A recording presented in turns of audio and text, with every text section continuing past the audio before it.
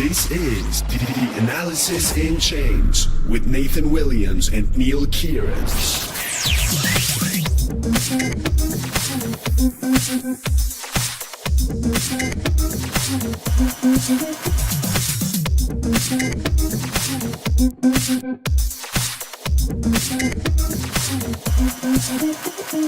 Welcome to Analysis in Chains. I'm Nathan Williams, based here in sunny Berlin. How you doing, Neil?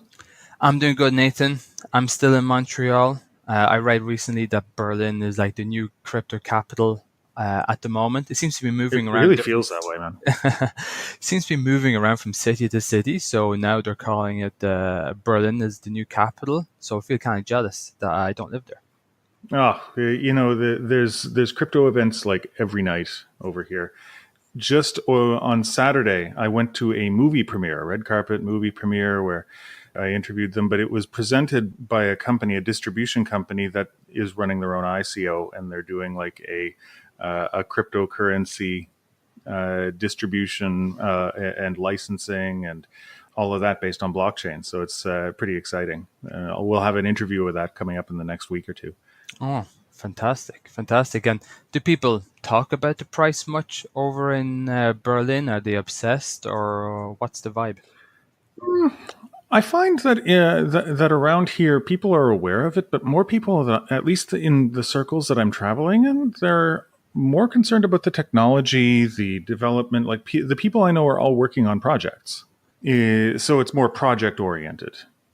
You know, like I was at a couple of events recently where, yeah, the price came up even among the investors, you know, because everyone's hurting a little bit. But it's more about when should I time my token sale, or what does this mean for when security token regulation will come in, or things like that. It was how it related to their projects more than how much money I won or lost in a given day.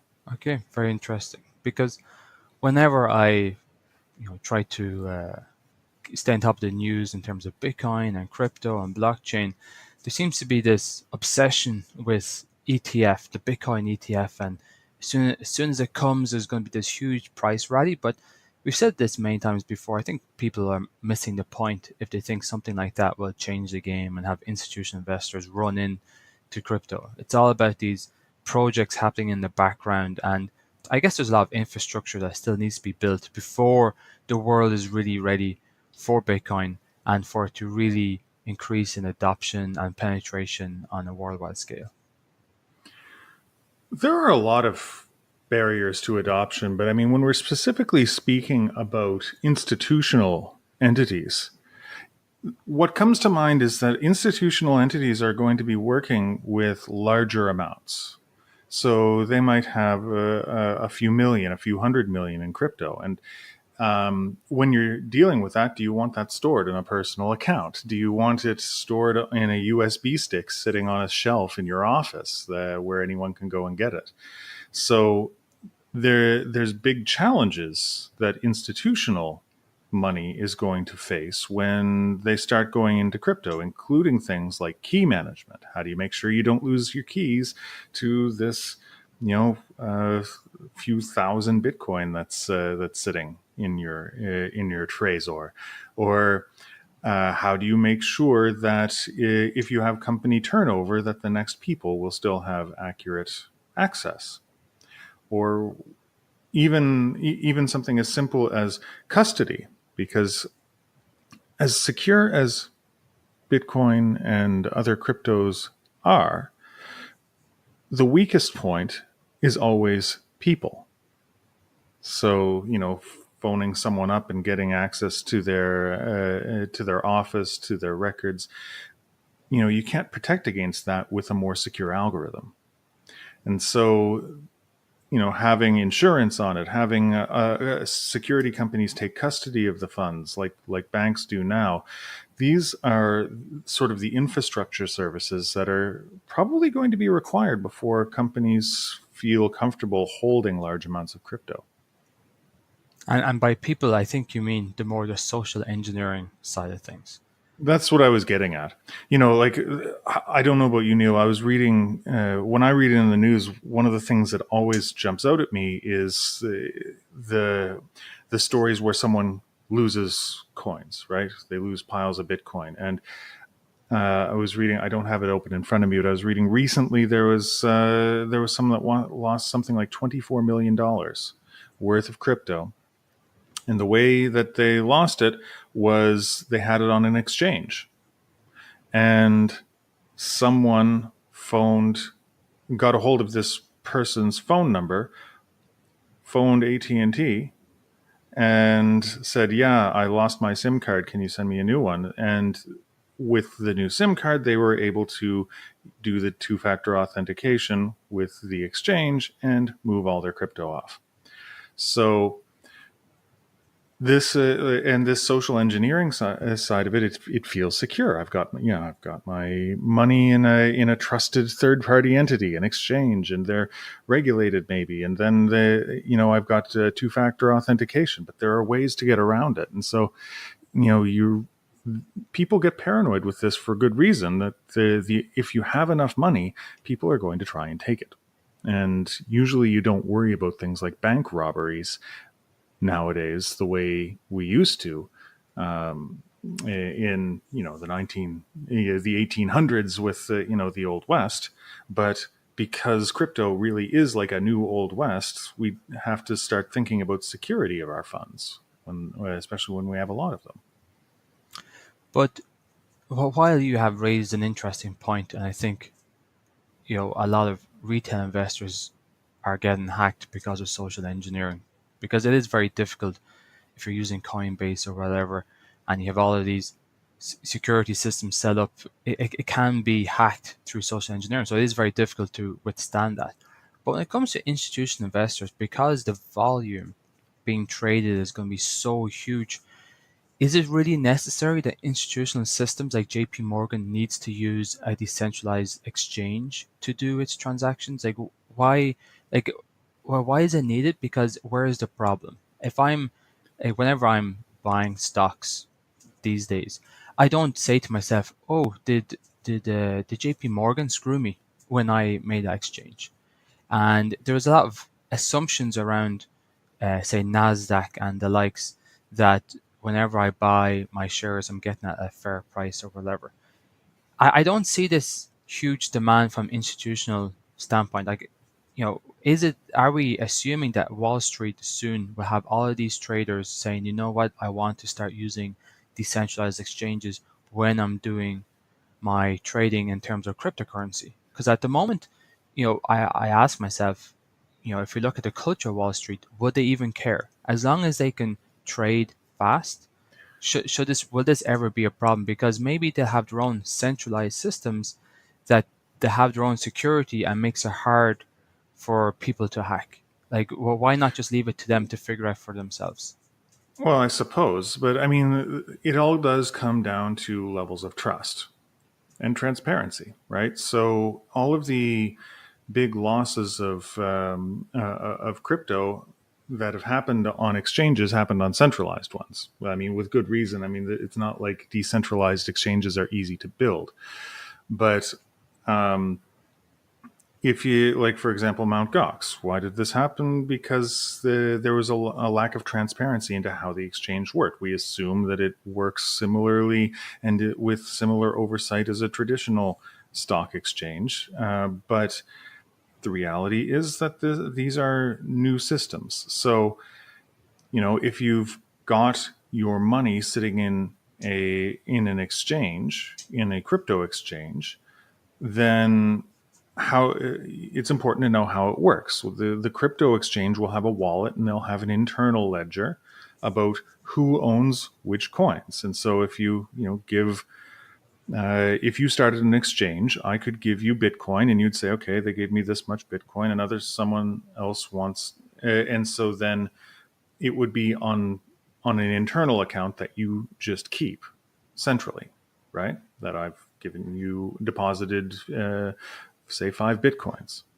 And then I can use your internal system to match with someone that wants to sell Ether and buy Bitcoin, and so that we can match those orders.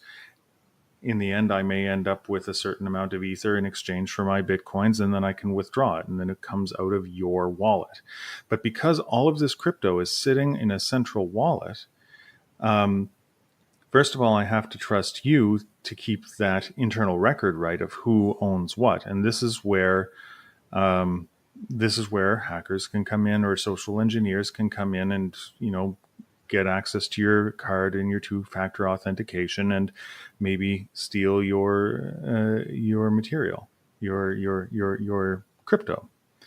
And it also comes down to the credibility of the exchange itself. I mean, there are thousands of exchanges out there. Some are very small, some are big. I mean, the bigger they are, the more you would theoretically trust them, because they have more to lose and there's a lot of money to be made. But, that said, when you're dealing with institutional levels of money, it's a little bit different. What happens if the exchange crashes, if some algorithm goes wrong and your funds are locked up? If you don't have access to your keys, you don't technically own the Bitcoin, right? But if we were to look at oil and gold out there, when people are trading and speculating on those prices, for like a lot of these institutional investors never actually physically own either of them. They're just betting.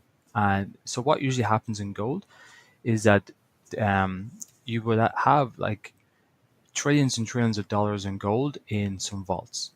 And you're buying and selling the physical gold in that vault.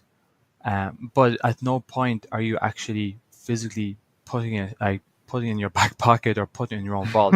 You're actually just betting on it. Surely, and in that sort of system, it's centralized and has never been hacked. Like we don't often hear about people stealing gold bars like we did in the past, and we don't hear about people hacking the exchanges that people trade for gold and therefore taking that gold value with them. So that's why I kind of question the need for institutional systems that are decentralized, because I think that it's a problem that's not asking to be solved. I think if you go back There's to a your big point, difference, though, Neil. There's a big difference between a crypto exchange and a gold futures exchange. Is that if someone in a gold futures exchange or a stock exchange makes a fraudulent transaction, it's reversible,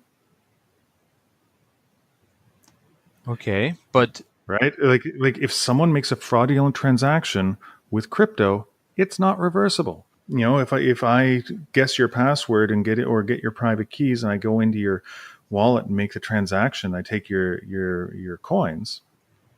The only way you can get them back is if I decide to have a change of heart. And this is what I'm saying. Like with crypto exchanges, there's certain amount of reversibility that isn't there, and it's by design. You don't want reversibility. It's a trade-off. You want to be able to be sure, okay, well, these coins were transferred and spent once.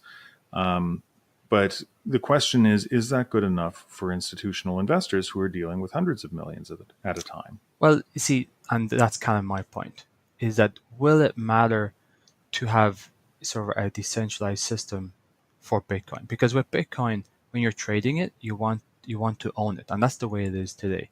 But it, I speculated that institutional investors would almost want to mimic how gold is traded. Okay, you could have a central system that has $1 trillion worth of Bitcoin, and they're all betting on the centralized Bitcoins in the system instead of moving it from one address to another address. It's all about speculation within a centralized system. So therefore, there's only one way in and out for this Bitcoin. And the assumption would be that they'll have this crazy high secure system that will stop it from being stolen, no different to how they have very high security systems that stops gold from being stolen.